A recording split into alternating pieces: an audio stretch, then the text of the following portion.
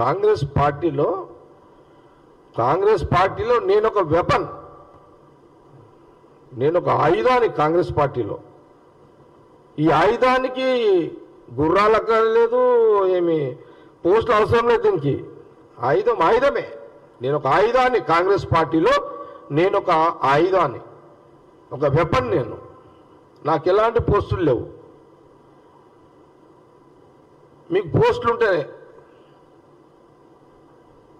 ఇప్పుడు నేను జగ్గారెడ్డిని, నేను జగ్గారెడ్డి అంటారు. కేటీఆర్ ఏమంటారు? కేసీఆర్ కొడుకు అంటారు. హరీష్ రావుని ఏమంటారు? మేనల్లుడు అంటారు.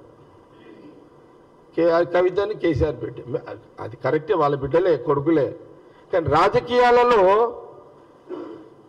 మీకు బ్యాక్గ్రౌండ్ చెప్పుకుంటే కానీ మీరు లీడర్ కాలేకపోయారు. జగ్గారెడ్డి బ్యాక్గ్రౌండ్ ఏం లేకుండానే జగ్గారెడ్డిగా నేను లీడర్గా ఎదిగిన ఈ రాష్ట్రంలో. ఏడన్నా రాష్ట్రం, 2 రాష్ట్రాలు ఎక్కడన్నా పోదాం, హరీష్ రావు అంటే ఎక్కడ మినిస్టరా, లేకపోతే హరీష్ రావు కేసీఆర్ మేనల్లుడా ఇట్లా అనాలి. జగ్గారెడ్డి అనగా అరే Jaggareddy, Sangareddy, that is brand. అది అంటే మేము కష్టపడి తయారు చేసుకున్న రాజకీయ జీవితం అది. ఎన్నో ఒడుకుదొడుకులతో కష్టాలతో కూడుకున్న రాజకీయంగా ఎదిగిన వాళ్ళం నేను. కాబట్టి మాకు పోస్టులు పెద్ద ఉంటే ఒక తీరు, లేకపోతే ఒక తీరు కాదు. జనంలో మేము సర్వీస్ పరంగా మేము జగ్గారెడ్డి అనేది మేము మా కష్టంతో తెచ్చుకున్న ఈ యొక్క ఒక వ్యవస్థలో మేము పాపులర్ అయినాం మేము. కాబట్టి ఇది కూడా ప్రశాంత్ రెడ్డి గమనించుకోవాలి. అచ్చా, ఇచ్చిన హామీలు మేము అమలు చేయకపోతే అంతర్యుద్ధం అంట. అంతర్యుద్ధం అంటే ఏంటిది? అంటే మా మీద యుద్ధమా, మీ లోపల యుద్ధమా? అరే ఏంది అంతర్యుద్ధం అంటే? ఎవరి లోపల? తెలంగాణ లోపల జరిగే అంతర్యుద్ధంలో మీ ఇలా 2 ఉన్నాయి. అంతర్యుద్ధం అంటే మీ పార్టీలో జరిగే అంతర్యుద్ధం ఒకటి, కాంగ్రెస్ మీద దుంకే అంతర్యుద్ధం ఒకటి. ఓకే, మీ అంతర్యుద్ధంలో నేను చాలాసార్లు చెప్పిన, మీ అంతర్యుద్ధంలో మీకు పొక్క పెట్టేది, మీకు పొడిచేది హరీష్ రావే. ఎవరు అవసరం లేదు మీకు. ఇక మేము అవసరం లేదు. ఇక ఏదో ఒక రోజు కేసీఆర్కి కేటీఆర్కి గడ్డపారం వెనక కూర్చేది హరీష్ రావే. కాంగ్రెస్ దాకా ఎందుకు వస్తున్నారు మీరు? హరీష్ రావే కూర్చుతాడు మీకు కేసీ చూడండి. ఒకటి. ఇప్పుడు మా మీద అంతర్యుద్ధం అన్నది అనుకో. ఇప్పుడు మన సీఎం రేవంత్ రెడ్డి ఒక 2 ఆల్రెడీ చెప్పినా కదా. ఈరోజే వచ్చింది మా పొన్నం ప్రభాకర్, మా ట్రాన్స్పోర్ట్ మినిస్టర్ గారు ఒకటి రిలీజ్ చేశాడు. పొన్నం ప్రభాకర్ గారు ఈ రోజుకి 15 కోట్ల మంది తెలంగాణలో ఆర్టీసీ బస్సులో ఉచితంగా మహిళలు ప్రయాణం చేసినట్టుగా ఈరోజు పొన్నం ప్రభాకర్ మా మినిస్టర్ గారు చెప్పడం జరిగింది. 15 కోట్లు అంటే 2 నెలలే. నిన్నటికి 2 నెలలే మా గవర్నమెంట్ వచ్చి 2 నెలల 15 కోట్ల మంది మహిళలు తెలంగాణ ప్రాంతంలో ఆర్టీసీ బస్సులో ఉచిత ప్రయాణం చేసినారు అని మా పొన్నం ప్రభాకర్ గారు ట్రాన్స్పోర్ట్ మినిస్టర్ గారు చెప్పడం జరిగింది. ఇది ఒక ఆల్రెడీ ఇంతమంది మహిళలు ఇక తిరుగుతూనే ఉన్నారు. ఇక ఇప్పటి వరకు ఖర్చు ఎంత వచ్చింది?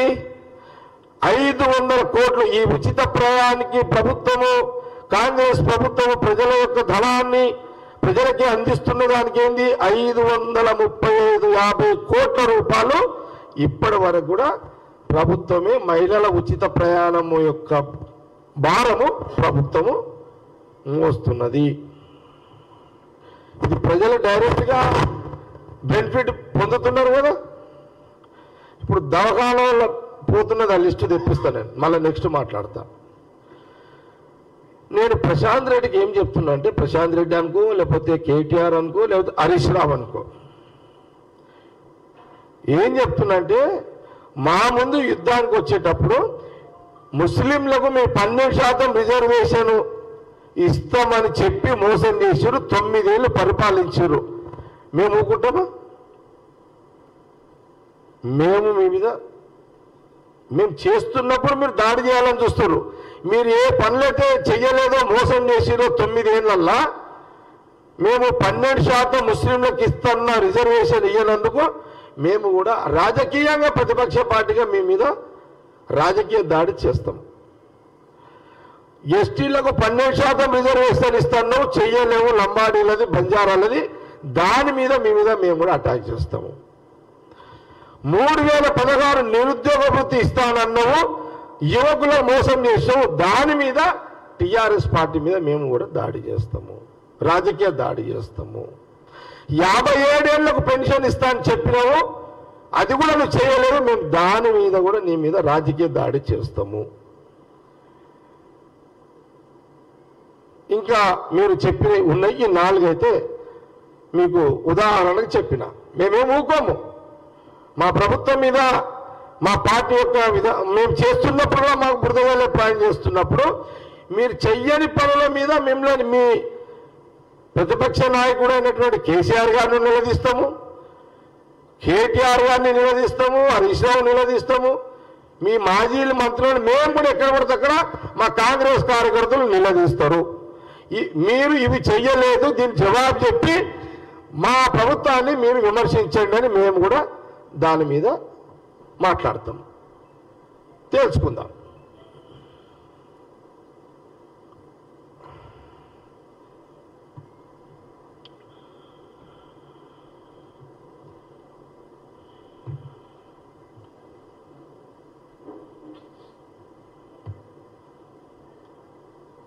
ఓకే, మీ ఏమైనా ప్రశ్నలు ఉంటే అడిగితే చెప్తా, లేదంటే ముగించమంటే ముగించుతా.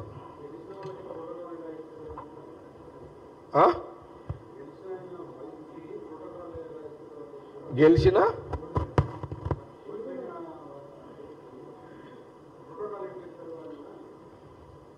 ఎవరు? ప్రశాంత్ రెడ్డి. ప్రశాంత్ రెడ్డి కానీ, ఆనాటి ఇప్పుడున్న ప్రతిపక్ష నాయకుడు కేసీఆర్ కానీ, వాళ్ళ ఫ్యామిలీ,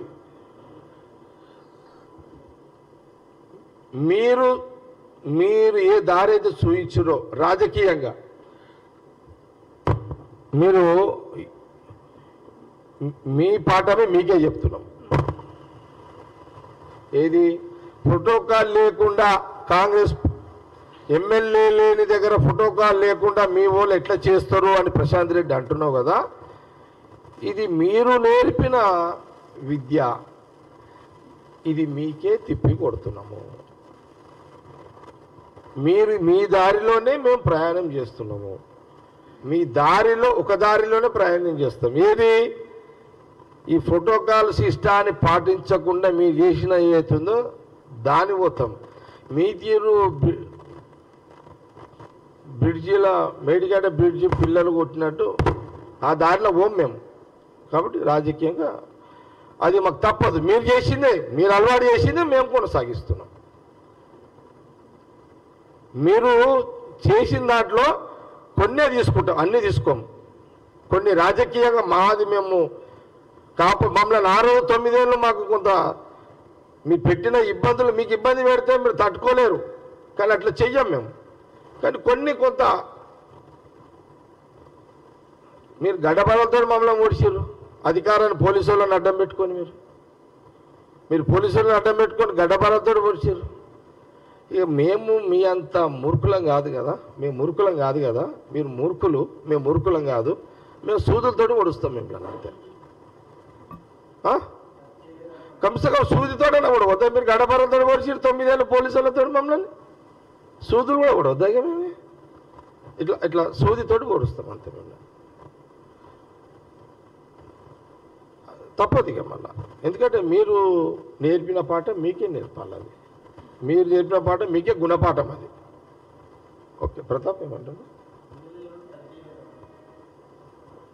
ప్రశాంత్ రెడ్డి రాజకీయంగా చిన్న పిల్లగాడు, తూ తెలియదు తా తెలియదు. విన్నారా? ఏం తెలియదు ప్రశాంత్ రెడ్డికి, ఏం తెలుసు? ఎట్లా టచ్ చేయాలో మాకు తెలుసు కదా. చెప్తి కదా కేసీఆర్ పక్కన వండుకుంటే కూడా లేపాలి, అటు లేపుకొస్తాం అడిగించి ఖాళీ.